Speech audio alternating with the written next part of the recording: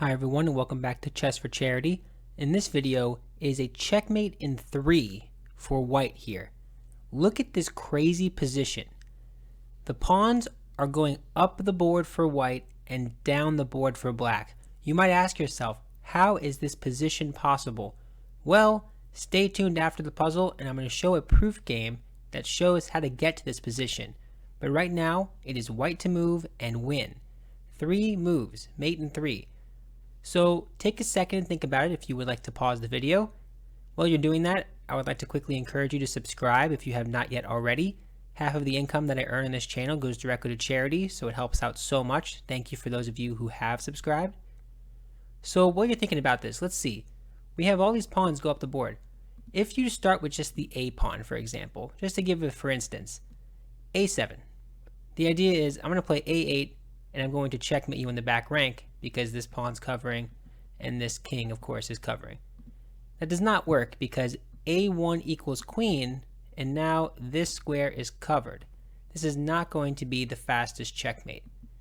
And the same can be said with something like B7, right? B7, same exact thing. B1 equals queen. So you can go down the line and kind of see that these pawns all have an equivalent type of thing. I play E7. What's going to happen? Well, E1 equals queen, and I'm covering this. It's not going to be mate in 3. It'll still be mate, of course, but it's not going to be the fastest mate. So let's look instead at this cluster of pieces here. So I can't move this pawn. Remember, the pawns are going up the board. I can move this one. The bishop I can move, so maybe bishop here, with the idea of getting here and here. Well, if I do that, it doesn't exactly work in terms of a fastest mate because the move queen A1 can be played. And if I want to play something like queen F7 to try to buy myself time, it doesn't work because there's this check. Not mate in 3. White has to move to get out of it, right?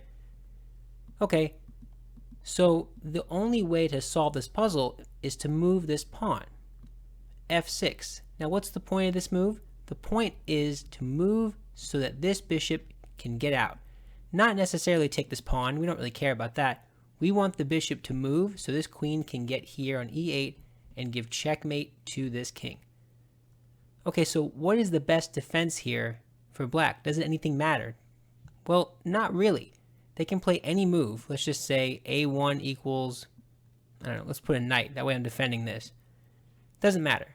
I can still capture right here, and if I take this back, it doesn't matter because this is checkmate, and that's mate in 3. So really, the key to this puzzle, perhaps the real puzzle is how did you get to this position, the key to this checkmate in 3 is to find that this pawn going up the board is the critical thing that has to move. Once this pawn moves, I can make room for my G6 bishop to move out of the way, right? And equivalently, if I do something different, like I don't know, go here, it doesn't really matter. Bishop F5 is the key because they can't take here. Just an important note. And then even if they do take, it doesn't matter because I have mate. Right? So just kind of be mindful of the different variations here. After this pawn move, it doesn't really matter what I do. I think this is a good sneaky attempt, but it doesn't matter. So what if we try to be a bit sneakier? Maybe something like G4, right? So after I make this move, oh, G4, I'm falling for it myself. The pawns go this way, so you can't play G4. So I'm trying to find a good resource here. Any of these pawns move? Doesn't matter. What if I can't move this bishop, so if I play something like, I'll do this again, it doesn't matter because there's this block. I'm thinking about bringing this queen in, you can't do it. So what if I move the queen, and they move here, and I move this? How's that? That's sneaky, right? Well, here's the thing. Let's look at this puzzle really fast. So if after F6, I play something like queen F1 with the intention of then moving this back, here's the cool mate. The only checkmate in this position is F7 with the threat of queening directly. So if this if this rook were to be uncovered, I just play F8, we'll put a rook on the board. Rook, mate.